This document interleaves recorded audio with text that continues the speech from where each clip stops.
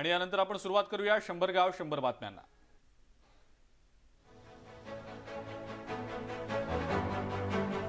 नाशिक पदवीधर मतदारसंघातील लढतीचं चित्र स्पष्ट झालेलं आहे। काँग्रेस बंडखोर सत्यजित तांबे आणि 2 अपक्ष उमेदवार रिंगणात असून तिथे तिरंगी लढत होणार आहे। मात्र या निवडणुकीमध्ये महाविकास आघाडी आणि भाजपनं अद्यापही कुणालाही पाठिंबा जाहीर केला नसल्यामुळे लढतीतील सस्पेन्स कायम आहे।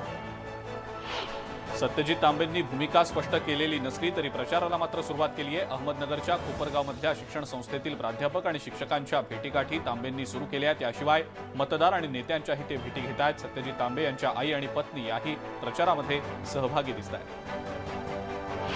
काँग्रेसने सत्यजित तांबे यांनाच पाठिंबा द्यावा अशी मागणी नाशिकमधील काँग्रेस कार्यकर्त्यांकडून करण्यात येते। काही तांत्रिक कारणामुळे हा घोळ झाल्यानं काँग्रेसने तांबे कुटुंबाच्या पाठीशी राहावं अशी मागणी प्रदेश अध्यक्ष नाना पटोलेंकडे करण्यात येणार आहे। महाराष्ट्र प्रदेश काँग्रेस कमिटीचे सचिव राहुल दिवे यांनी ही माहिती दिली।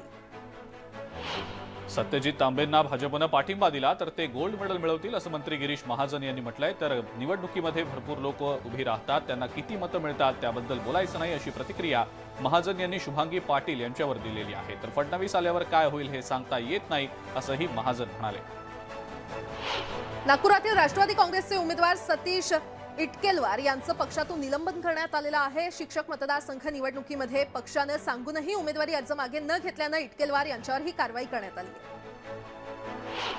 महाविकास आघाडीमध्ये फूट नाही हे नाशिक नागपूर पदवीधर शिक्षक मतदारसंघाच्या उमेदवारीवरनं स्पष्ट झालंय असं नाना पटोले यांनी म्हटलंय। नागपूर आणि नाशिकचं चित्र स्पष्ट होईल आणि आम्ही 5ही जागा जिंकू असा विश्वास पटोले यांनी व्यक्त केला।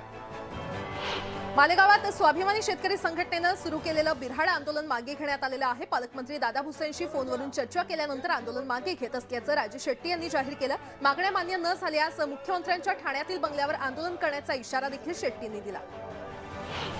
शासन सेवेमध्ये कायम करणं, वेतनवाढ करणं या मागण्यांसाठी आरोग्य अधिकाऱ्यांनी जिल्हा परिषदेसमोर आंदोलन केलं। दरम्यान या आरोग्य अधिकाऱ्यांनी 1 दिवसाचा संप केला। मुख्यमंत्र्यांनी मागण्या लवकरात लवकर मान्य कराव्यात अशी विनंती देखील करण्यात आलेली आहे।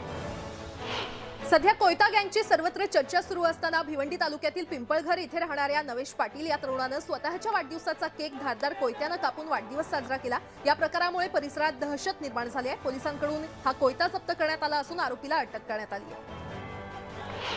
अल्पवयीन मुलांची भाईगिरी यवतमाळ शहरातील चौसाळा टेकडी परिसरामध्ये बघायला मिळालेली आहे। फायरिंगचा सराव करणाऱ्या टोळक्याचा पोलिसांनी पर्दाफाश केलाय। पालकांनी या घटनेची दखल घेत आपल्या मुलांकडे लक्ष द्यावं आणि नागरिकांनी न घाबरता अशा गंभीर प्रकारांची माहिती द्यायला पुढे यावं असं आवाहन पोलिसांनी केलंय। आणि यासोबतच इतरही काही महत्त्वाच्या बातम्या आपण पाहणार आहोत। तुर्तास एक छोटासा ब्रेक पाहत रहा न्यूज 18 लोकमत।